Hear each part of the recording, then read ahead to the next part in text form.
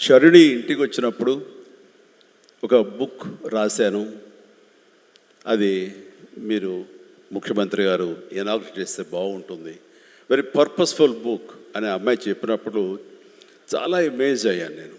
ఆ బుక్ని క్లుప్తంగా నేను 4-5 పేజీలు చూసినప్పుడు నాకు ఎప్పటి నుంచో ఇలాంటి పర్సనాలిటీ డెవలప్మెంట్ మీద, అలాగే సీక్రెట్ అనే ఒక బుక్ ఉండేది. అది ఎన్నో దశాబ్దాలు, 2-3 దశాబ్దాల ముందే ఆ బుక్ నేను చూడటం నాకు జరిగింది, తటస్థపడింది. అప్పుడు ఇంకా ఇండియాలో రాలేదు ఆ బుక్, దాని ట్రాన్స్లేషన్ కానీ దాని వీడియో నేను చూడటం జరిగింది. ఆ బుక్లో చెప్పిన ఎన్నో విషయాలు నాకు తెలుసో తెలియకనో నాకు నేనుగా అనుకున్న అవన్నీ ఆచరించడం మొదలుపెట్టాను నేను.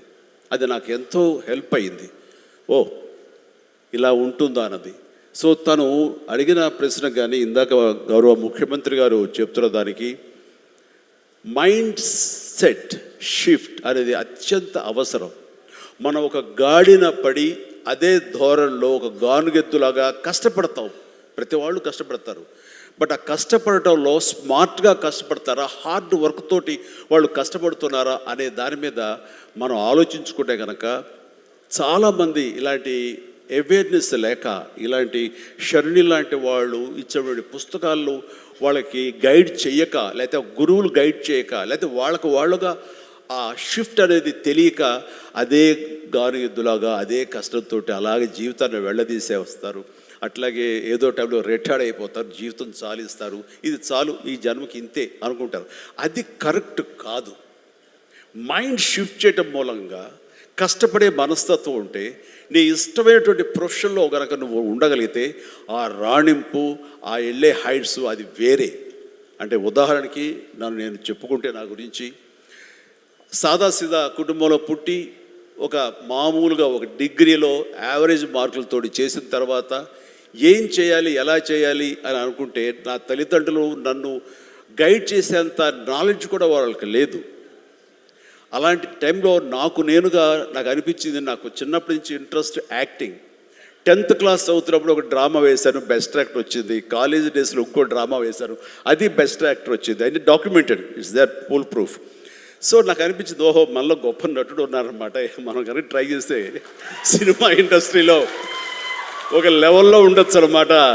ఎందుకు వెళ్ళకూడదు మనం సినిమా ఇండస్ట్రీకి అని అనగానే ఎవరితో మాట్లాడినా సరే, ఏ సినిమా ఇండస్ట్రీ తక్కువ అనుకుంటున్నావా, అక్కడ నీకు తెలిసిన వాళ్ళు ఉన్నారా, నువ్వు వెళ్ళగానే పెద్ద గొప్ప అందగాడేవా, నేను వెల్కమ్ చేసేస్తారా అంటూ అందరూ నెగిటివ్గానే అనేవాడు. అదే సహజం. ఎందుకంటే ఇండస్ట్రీకి వెళ్ళి పాడైపోయిన వాళ్ళు అధిక సంఖ్యలో కనబడుతున్నప్పుడు నేను ఎక్కడో లింగులు ఇటుకుమంటూ నర్సాపురం మొగల్తూరు ఆ ప్రాంతం నుంచి వెళితే కనుక ఎంకరేజ్ చేసే భలే ఉన్నారో వెళ్ళరా అనేవాళ్ళు ఎందుకు ఉంటారు. కానీ లోపల నా తపన అంతా ఖచ్చితంగా వెళితే వెళ్ళాలి అనిపించింది. అదే విషయం అమ్మా నాన్నలు చెప్పాను. నేను మైండ్ షిఫ్ట్ గురించి మాట్లాడుతున్నాను. అమ్మా నాన్నలు చెప్తే, నువ్వు వెళితే నీకు ఇంట్రెస్ట్ ఉంటే వెళ్ళు, కానీ ఏదైనా జరగచ్చు, రేపు నువ్వు రాణించవచ్చు, రాణించకపోవచ్చు. అలాంటి పరిస్థితిలో టైం వేస్ట్ కాకుండా ఇంకో కోర్స్ కూడా చేస్తే, నువ్వు చెన్నై వెళ్తానంటున్నావు, నీ ఫిలిం ఇన్స్టిట్యూట్ ట్రైనింగ్తో పాటు ఇంకో కోర్స్ కూడా చేస్తే బాగుంటుంది కదా. సపోజ్ ఇది రాణించలేదు, ఇంకో దాంట్లోకి వెళ్తావు, టైం వేస్ట్ కాదు అంటే వాళ్ళ మాట కాదనలేక, ఏమో బొమ్మ పైకి ఇసిరితే కాయిన్ బొమ్మ పడవచ్చు, బొలుసు పడవచ్చు, జీవితంలో ఏది మనం ఊహించి చెప్పలేం అనే ఉద్దేశంతో నేను ఏం చేశానంటే, ICWI institute of cost accountants and works of India, ఇది ఎగ్మూర్లో ఉంటుండేది చెన్నైలో. అక్కడ నైట్ కాలేజీ చేస్తూ పగలంతరేమో ఫిలిం ఇన్స్టిట్యూట్లో ట్రైనింగ్ తీసుకుంటూ అలాగా 2 జోడు గుర్రాల స్వారీ, లేదా 2 పడవల మీద ప్రయాణం చేయడం ప్రయత్నం చేశాను. కానీ ఎక్కడో నాకు ఇష్టం లేనిది, అంతంత మాత్రంగా తప్పదని చేపట్టేటువంటి ICWI కోర్స్ మీద నాకు నిరాశక్త కలిగింది. దాన్ని నెమ్మదిగా దానికి తెలియదుకాలు ఇచ్చేసి వదిలేశాను. ఆ తర్వాత ఫిలిం ఇన్స్టిట్యూట్లోనే నేను ఏమైనా చేయాలి, చావో రేవో బతుకో చావు ఇక్కడే ఉండాలి, మనం ఇందులో చేయాలి. ఎప్పుడైతే నేను ఒక డెసిషన్ తీసుకున్నానో, నన్ను నేను ప్రూవ్ చేసుకోవడానికి నేను కష్టపడి పనిచేయాలి, నేను ఇందులో సాధించాలి, ఏమైనా అయ్యి తీరాలి అంటూ చాలా స్ట్రాంగ్గా నేను అనుకున్నాను. లేకపోతే నాకు జీవితం లేదు అనుకున్నాను. అలాంటి పరిస్థితుల్లో సినిమా ఇండస్ట్రీలో ఫిలిం ఇన్స్టిట్యూట్లో నేను ట్రైనింగ్ తీసుకోవడం ఏంటి, సినిమా అవకాశాలు రావడం ఏంటి, అవి సద్వినియోగపరచుకోవడం ఏంటి, దాన్ని ద బెస్ట్ నేను చూపించుకోవడం ఏంటి, అక్కడ ఉన్నటువంటి డైరెక్టర్స్ వీళ్ళందరి చేత వావ్ అనిపించుకోవడం ఏంటి, అందరి దృష్టి నా మీద ఉండేలాగా నేను ఎక్కువగా యాక్టివ్గా ఉన్నటువంటి ఇవన్నీ నాకు దోహదపడి సినిమా అలాగా అంచెలంచెలుగా నేను ఈ రోజున మీరు చూస్తున్న ఈ స్థాయికి నేను వచ్చాను. ఇక్కడ ఏంటంటే ఏమైనా సరే రెండు చేద్దాం, ఏమో జీవితం ఏమవుతుందో అనే అభద్రతా భావంతో ఉండే కంటే కాదు, ఖచ్చితంగా అనుకుంటే సాధించవచ్చు, నాలో టాలెంట్ మీద నాకు నమ్మకం ఉంది, నేను సాధించగలను, కాబట్టి అది వద్దు అనుకుంటూ మైండ్ షిఫ్ట్ చేసుకుని దీని మీద ఫోకస్ పెట్టేది సరే, అక్కడ నేను సఫలీకృతుడయ్యాను. అదే శరాణి చెప్పేది. ఎక్కడ డౌట్ ఉండకూడదు. ఆ ప్రొఫెషన్ నీకు ఇష్టమైన దాని ప్రొఫెషన్ అయ్యి ఉండాలి, దాని మీద నువ్వు ఇంట్రెస్ట్ పెంచుకోవాలి, అది సాధించడానికి కష్టపడి పనిచేయాలి, ఒళ్ళొంచి పనిచేయాలి, అది కూడా స్మార్ట్గా పనిచేయాలి. వీటన్నిటితో పాటు మన వ్యక్తిత్వం, మన బిహేవియరు, మన మంచితనం, ఇవన్నీ కూడా యాడెడ్ ఫ్లేవర్, అది చక్కటి అందాన్ని ఇస్తాయి నువ్వు వెళ్తున్న ఈ బాటలో. అది చాలా ఇంపార్టెంట్. చాలామంది అత్యున్నత స్థానానికి వెళ్ళిపోతుంటారు, కానీ క్యారెక్టర్ లేకపోతే వాళ్ళు ఎంత ఎత్తుకెళ్ళినా సరే సర్లే పెద్ద చేసేళ్ళ అని అంటారు. అది ఎంత లేదన్నా సరే ఆ క్యారెక్టర్ కూడా నీకు లేని అందాన్ని తీసుకొస్తుంది. నీ కష్టానికి మరింత అందం ద్విగుణీకృతం అవుతుంది, నీ ఫలితం కూడా అంత బాగా ఉంటుంది. కాబట్టి మైండ్ సెట్కి షిఫ్ట్ అనేది చాలా చాలా అవసరం. ఆ రకంగా శరాణి చేసినటువంటి ప్రయత్నం సఫలీకృతం అవుతుంది, చాలామంది రీచ్ అవుతుంది, చాలామంది లబ్ధిదారులు పొందుతారు.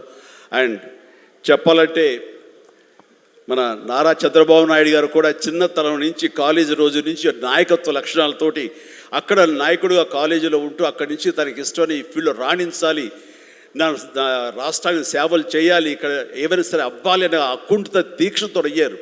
ఆ రోజున రామారావు గారు ఉంటారని ఆయన పాలిటిక్స్కి వస్తారని కాదు, ఆయనకు మీద నమ్మకం. ఆయన అట్లా ఏ మారుమూలు ఉన్నా నేను ఎట్లయితే యాక్టింగ్ మీద నా నమ్మకంతో నేను ఎలా ఉన్నానో అలాగే నాయకత్వ లక్షణాలతో పాలిటిక్స్లో రావాలి, రాణించాలి, ఇతోధికంగా ఎంతో సేవలు చేయాలని అనుకున్నారు. కాబట్టి నాయకుడిగా, స్టూడెంట్ నాయకుడిగా, విద్యార్థి నాయకుడిగా ఉన్న ఆయన పాలిటిక్స్లో రావడం ఏంటి అనుకోని పరిస్థితుల్లో అవకాశాలు వస్తే వాటిని చేజిక్కించుకుని వాటిని ఆసరాగా తీసుకుంటూ అంచెలంచెలుగా ఎదుగుతూ ఈ రోజున మనం చూసేటువంటి అద్భుతమైనటువంటి ఒక మహానాయకుడిగా ఎదిగారు. ఆయన దిశానిర్దేశంలో, ఆయన నాయకత్వంలో హైదరాబాద్ దగ్గర నుంచి ప్రతి నగరం, అంటే ఫస్ట్ ఇండియాలో ఆఫ్టర్ బెంగళూరు మళ్ళీ అలాంటి ఐటీ నగరంగా, అంటే ఎంత విజనరీ అంటే ఫ్యూచర్లో ఇది డెఫినెట్గా ఈ రోజున మనం అనుకుంటున్నాం డిజిటలైజేషన్ ఆ రోజున అంత ఉధృతంగా లేదు, అలాంటి దాన్ని అవి తీరుతుంది ఆయన అన్నారే. ఆయన మైండ్ సెట్ ఆ రోజు అలా షిఫ్ట్ చేసుకుని దానికి కట్టుబడి ఉన్నారు. కాబట్టి ఈ రోజున ఐటీలో కానివ్వండి, అతను డిజిటలైజేషన్లో కానివ్వండి, ఇదిగో ఈ రోజున ఏఐలో కానివ్వండి, ఆ స్థాయికి వెళ్ళటానికి నాంది పలికినటువంటి పాయనీర్ మన చంద్రబాబు నాయుడు గారు. సో ఇలాంటి నాయకుల మైండ్ సెట్ షిఫ్ట్ అవ్వడం అన్నది ఎంతగా అభివృద్ధిలోకి ఎంత ఇదిగా ఉందో మనం తేటతెల్లంగా చూస్తున్నాం. కాబట్టి it's a wonderful subject, Sharni. I do appreciate. All the very best. Thank you so much, sir. One takeaway I can take from our conversation